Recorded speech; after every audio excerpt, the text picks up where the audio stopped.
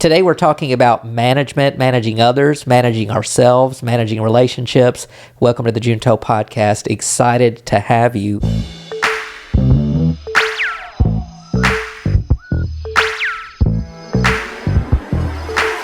What's going on, Heather? We are ready to get back in. We've been snowmageddon. We've had a snow week, and so now we're getting back in. That's right. That's it. Excited, lots to discuss. And this week's episode is brought to you by Colby Chrysler Nutrition. Now, you're looking for a nutritionist, you're here local, you want somebody who actually knows their stuff. Colby is the person for you. Now, what I love about Colby, you ever got a trainer or a nutritionist and they really don't look like they're that, you're like, you're a trainer? No offense. But the minute you see Colby, you're going to know that she doesn't just talk about it, but she is about it. So thank you, Colby. Go follow her page. Best. Yeah, she's the best. Go look her up. I'm not going to tell you that one. Well, excited to be with you today. We're talking about managing others, and not just from a work standpoint. A lot of this conversation is going to talk about what it is to be in management and things of that nature, but I think it's good because this relates to pretty much every aspect of life when it comes to relationships. So we're going to go through some tips here. We'll see how many we get through, but if you're in management or if you're looking for maybe some advice on how to manage others, maybe manage yourself or the relationships in your life, this is the podcast for you. Yeah, I think managing people is the hardest. I would rather manage cats or dogs than people. People are hard. That's not just work. Like you said, relationships. Exactly. You have children, you manage those children. If not, it's utter chaos. I mean, it is anyway, but it makes it worse if you don't manage. That's right. There are manage your people. That's it. And there are attributes of management that carry over into home life. A lot of what we discuss, though, maybe you're a new manager at your workplace. Maybe you're leading for the first time. These are some tips that I think you can apply to the job, to your life, and hopefully you get something out of this. So we're going to jump right in. Yeah. We are going to be referencing a couple of different articles here. We'll post those in the description of the video. But I wanted to start out with something that I learned of my own, and You learned something? I did in all my years of leading and managing. So smart.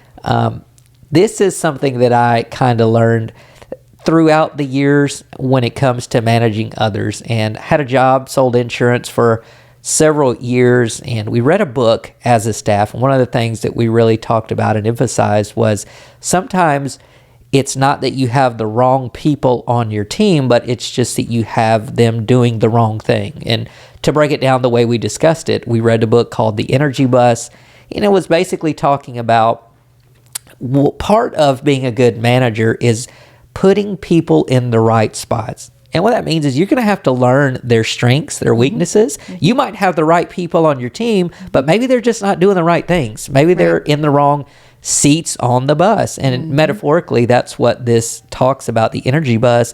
It's all about putting the right people in the right spot. So if you're leading right now, maybe you're a business owner, maybe you're in management, maybe it's just you got your kids doing things at the house and you need to reassign some things they're doing. Yeah, you need to reassess that situation. Exactly. Yeah, sometimes, sometimes friendships even you have to learn to manage because people are so different. That's true. That's true. Yeah. That's interesting that you said that, but it's true. Relationships, friendships, all of those things. I think equipping ourselves with these types of tools can only benefit it. It can only be a benefit to our lives. Yeah, so I think when we go into these tips and things, just think about, okay, what does that mean for me? What do I manage? Who do I manage? How do I manage? So using these tips in a general way to sharpen what you got going on. Sharpen your relationship. Sharpen the people that you're managing. If you actually, like you said, if you are a manager at a job. So yeah, I think everyone can relate in some way. We all manage something, even if it's just ourselves. That's right. That's it. Yeah. I love that. Yeah. So let's reference a couple of articles. That was one, by the way, I had just on my own. I said, That's Jeremy Brame. yeah, that was me. That's just something from my own catalog there. But what about you? Is there anything, before we reference these articles, anything in your own mind that you've learned through leading others, managing others? Definitely. I've been at the church for up 10 years in the office, so I do manage small group of people, and they've been different. I've had some assistants and helpers, and they've moved on, and others have come in. So I have learned a few things along the way. First off, let them know that you're on team 2. And that you're willing to serve and do the hard things with them. That's good. I think it's never beneficial to be the type of leader or manager who says, they're under me, I don't do that. Like my pay grade, like that's not my pay grade. Like I'm above that, so I'm above cleaning the toilets, or I'm above changing out the trash, or whatever it is, whatever action. Show your people that you are willing to do those things as well. And I promise you, they'll feel better about doing their job and getting things done. And they'll have that same attitude when when others come along, and they'll want to help them out. I mean, it's a chain. I love that. I mean, that's chain of events. Great advice, honestly. Managing others, they need to see that it's not just you hoarding some sort of power over them, right. That it's you are on team, and that you're just there leading and willing to do the things that they're doing. So I really appreciate that. And I also believe that by doing that, people they're going to sell in, if you will. They're going to catch the vision of what you're doing, and they're going to want to lead. They're going to want to follow you. I mean, they're going to want to follow you as a manager, as a leader. They're going to respect you, and there's going to be some buy-in on them. So that's a great point. They're going to want to do a good job. That's it. Not because somebody will see it, but just because that's what it is. That's what it is to do a good job and be on team. I did have one more. Yeah, unless you had another one. No, go for it. Okay. I like it. Let the people that you're managing or relationships, let them know that you notice the effort, big and small. Wow, that's good. Even if it leads to a fail, not every effort leads to a success. I celebrate adore the that. wins, but more importantly, celebrate the effort Yeah, that someone is putting in. Because, when we fail, we learn. Learning is when we fail, and that's growth. So, 100%. Celebrate those efforts. You hit the nail on the head. Just being able to celebrate the wins and acknowledging people's effort. I'm going to be honest. This goes back to many things. Could be words, could be love languages, could be just how we like to receive things. But I like to be told. I want to be told that you did you're doing a good job. Or I see the effort you're putting in. It goes a long way. So I think to piggyback off that, you're managing others, even in your home, lifestyle, relationships. You have to vocalize things. I think that's one of the attributes. Don't just assume, in other words, that people know, because they might not know. And especially if you're leading and managing them, they're looking for affirming things. Right. Like they want to know they're doing great. It could be an email, could be a kudos. I worked a job one time, and we would give what they call kudos. So we'd always, whether that's in an email or instant message, but you'd give kudos. So it's just very small ways to acknowledge that, hey, I see you, you're doing a great job, keep going. I like that. Also, you mentioned how this carries over into families and relationships, spouses. We don't always know what the other one is thinking. So voicing those things, letting them know, especially, love languages. Everybody has different ways of showing love and wanting to receive love. That's Actions, communication, verbally, whatever. So sacrificially, even if it has to be. No, I'm kidding. Boy, all the right things to say. Sacrificially, no. Could you do them? No, I'm just kidding. Wow. I'm teasing. Sometimes it is hard. Sometimes, especially with our spouses. I think that's the hardest one. We don't want to give no kudos when maybe we're a little sour at them, Yeah. so to speak. I hear you. So, yeah, I think that goes a long way, though. It really, really does. And managing and leading others. So, hey, again, apply this to your life. Maybe you're a new manager. Maybe you're looking to get into management. Know this. And we're going to read and reference some other articles here and go through that. But don't get caught up in the power. A job of a manager or a leader is not just to hoard power over people, but it's to encourage, it's to motivate, it's to inspire, it's to, give, examples and mentorship. And so a leader, remember that when you're managing others, which brings me actually to my first one from the article. It's not the first one listed here, but it's the first one I'm going to talk about. This is from an article by Entrepreneur, and it does reference, these are kind of work related, but I think if you're digging deep, you can apply these to every area. So one of the things is you have to learn how to manage.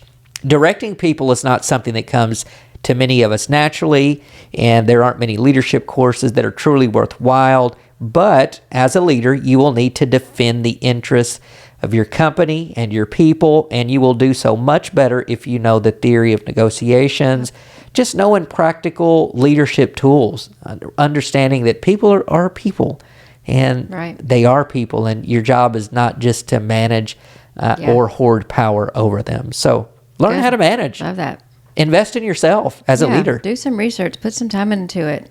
I was writing something on, I've been cleaning out my desk at home, straightening, organizing. You're welcome. So I was done, and it looked great. And then I looked up on the wall. I had this little dry erase there, and the girls had scribbled on it and written. It's just terrible. So I erased it, and I wrote anything that is worth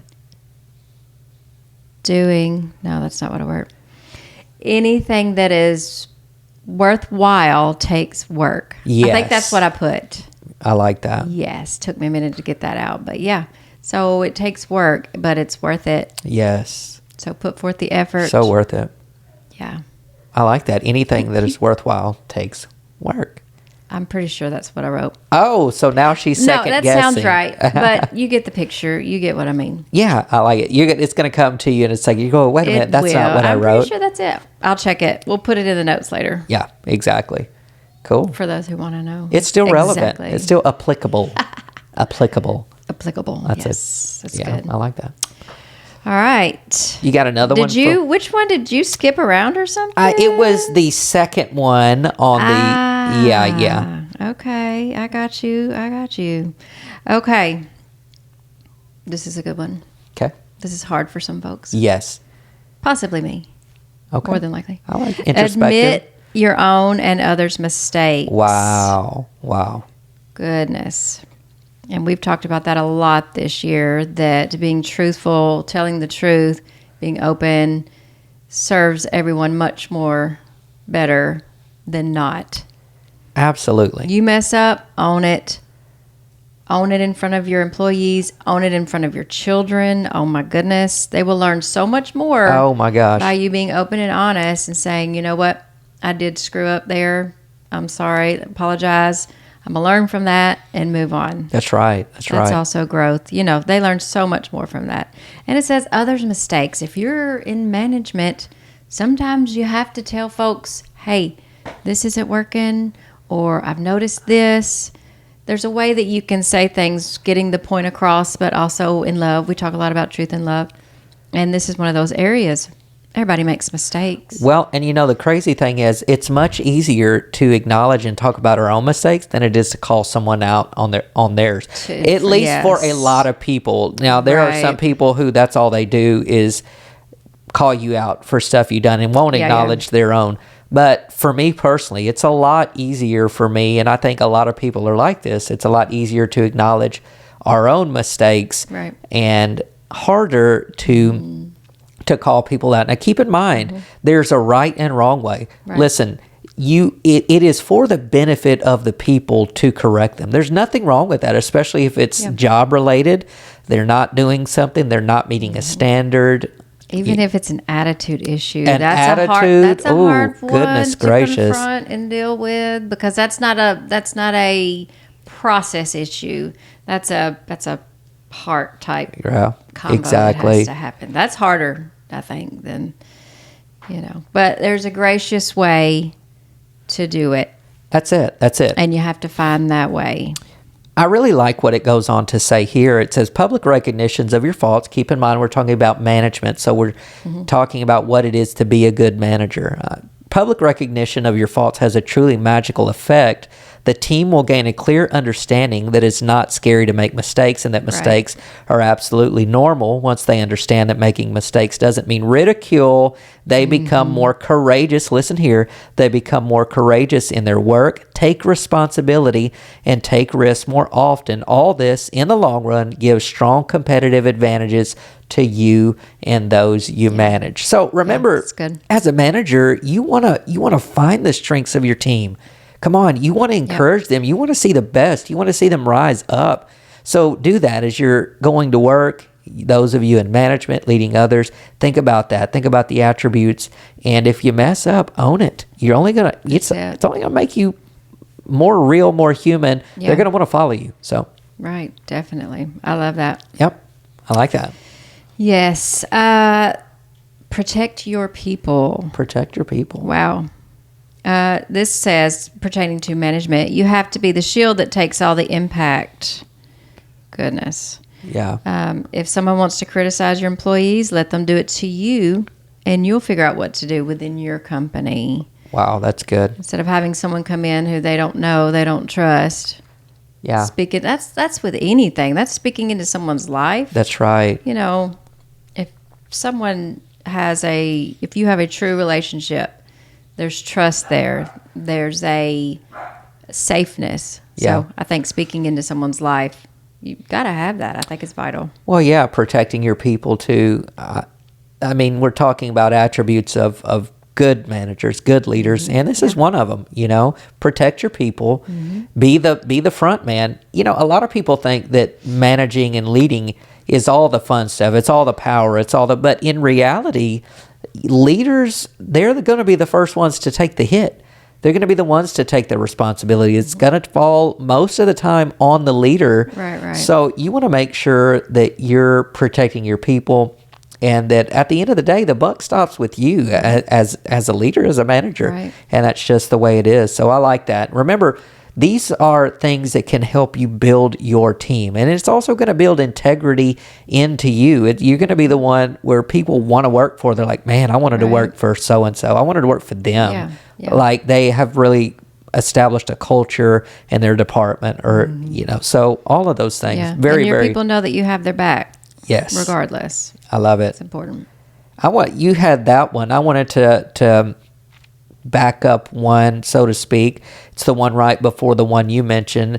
Let the person correct their own mistake. Now, this is hard.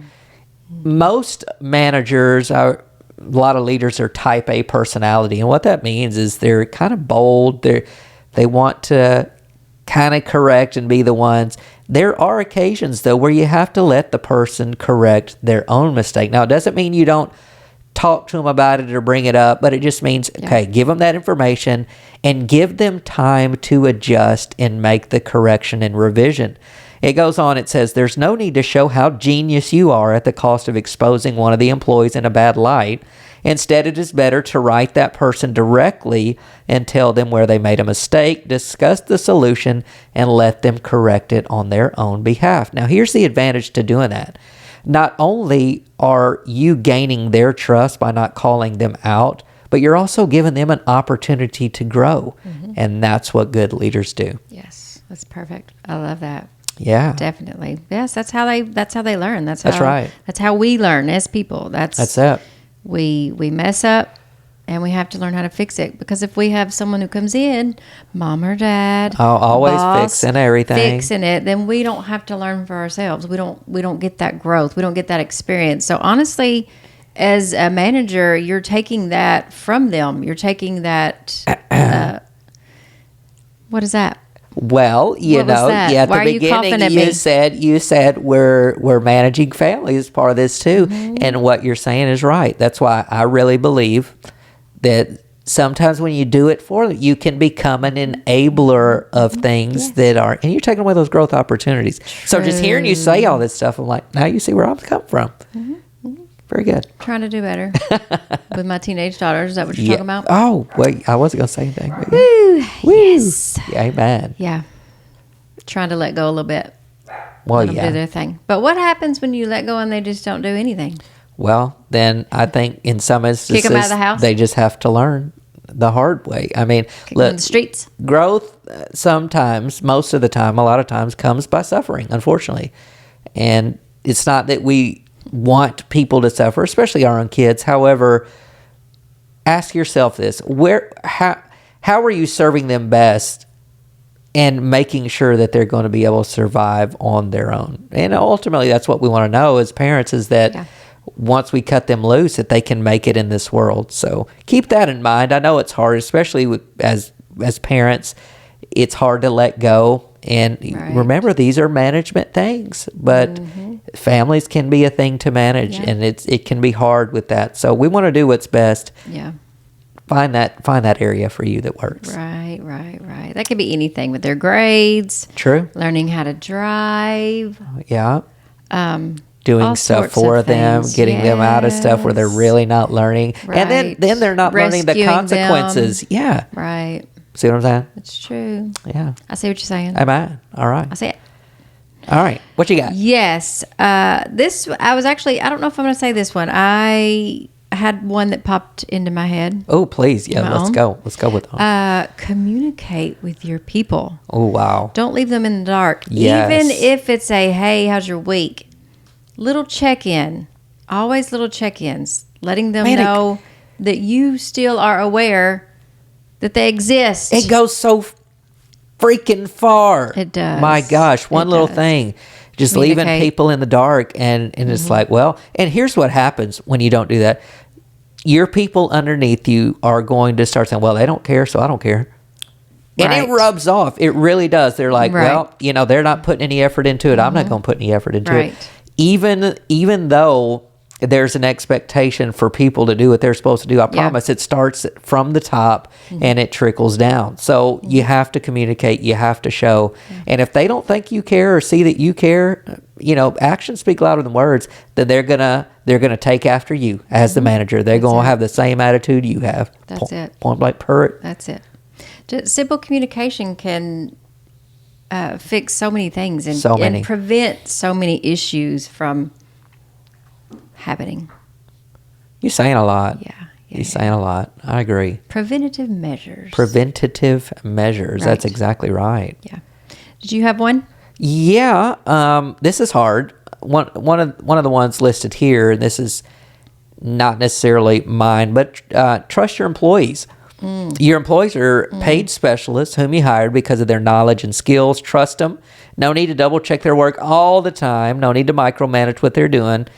Now, obviously, if you find problems, notice problems, you adjust those, you monitor and adjust, you communicate and do all of those things. But yeah, you hire them. And here's the thing.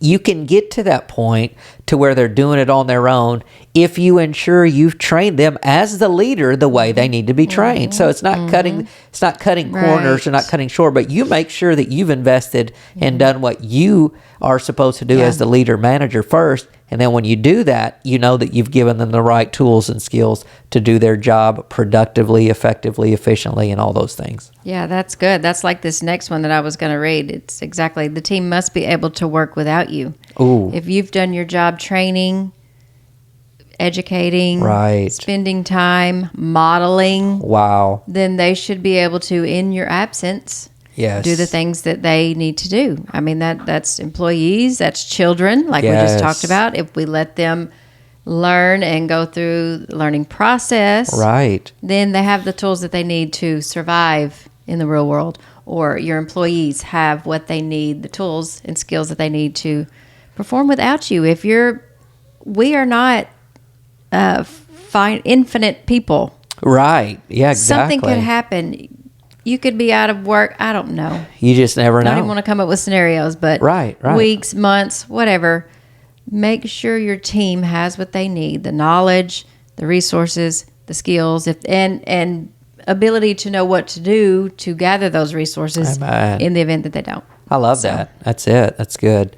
One of the things I would say too, as far as leadership goes, and this is just from me, this is one of mine. This is Jeremy. Create a culture that you yourself would want to be a part of, that you would want to work in. I'm going to say that again. Create a culture that you yourself would want to be a part of or work in. Yeah, culture is absolutely everything. There is nothing worse than coming into a toxic environment, dreading work every day, but not having much choice at the moment because you got to pay bills, you got to make income. Right. But man, create a culture that people want to be part of. I don't care what you're doing, from factory work to teaching to construction, cooking, whatever. Whoever that manager or leader is, they can set an environment that is not, it's not just all about the work, where you can actually enjoy what you're doing, whether it's a trade, like I mentioned, higher education, teaching, all of those things. So empower your people, let them know you care, communicate, and then create that culture where they're like, man, you know what, this ain't that bad. And in some cases, they'll be like, I love my job. But at the very minimum, they'll be like, okay, this ain't that bad. I could do this. You know what I mean? So, I could deal with this. Right. It takes a little effort. Yes. 100%. Yes, it does. You have to be intentional about it. You have to be intentional. I agree. But we could all use a little, safe environment. You don't have to throw parties every day. It's just the environment, the culture that you put into the atmosphere, the vibe. That's the vibe. Like you said, what would you want to walk into? What would you want to have to be with all day long? Amen. Yeah. Amen. Yeah. You got another one, or? Respect boundaries. Oh, I like that. Do not claim the personal time and personal space of your employees. Wow. Goodness. That's good. People will want to socialize outside of work and do so without your let's go today, actively campaigning like we got, Right, exactly, like we got to go today or whatever. And add extra time. So sometimes, folks, if they got a break, let them have a dang break. Let them have People a break, need the break. man. They need that. That's it. So, respect boundaries. And I like that because I truly believe in my heart that if people don't mind what they're doing, they're going to do it better. Mm-hmm. And so it kind of goes back to that culture for me, but I really like that. And the next one I think this is crucial. Collect feedback. Yeah. Periodically ask the team what they like or dislike, what they would want to change. You can do it one-on-one. You can do it collectively. Mm-hmm. You can do it anonymously.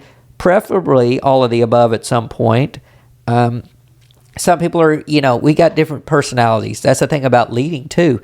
You have to learn how to manage all types of personalities. You got loudmouths like me, and then you got introverts who don't want to say a word. Like, you got to fight to get them to say one stinking word. Or you ask a question and they say yes. Exactly. Oh, my gosh. Oh, I got someone right now. You text and you get nothing. Literally like, okay. And I'm like, oh my gosh, please give me something. Oh, with your kids even. What'd you do at school today? I don't know. Right. I don't remember. It's crazy. Why do you ask so many questions? Because I want to know. Yeah.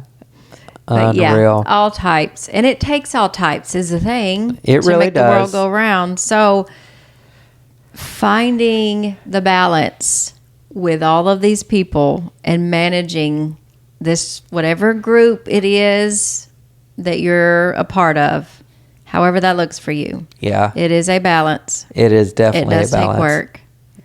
It takes finagling. Yeah. I like that word. Finagling. It's a big one. Like we said earlier, putting the right people in the right seat on the bus is imperative, I think. That's it. Well, these are really good tips. I mean, I'm reminded just as we speak of all these, of the importance of knowing this stuff. Mm-hmm. I go back to one of the first ones we discussed, and that's invest in yourself. You've given the opportunity to lead people, whether it's a company, an organization, maybe you're a business owner and you're taking the initiative to lead others and start something. Do it well. Invest in yourself.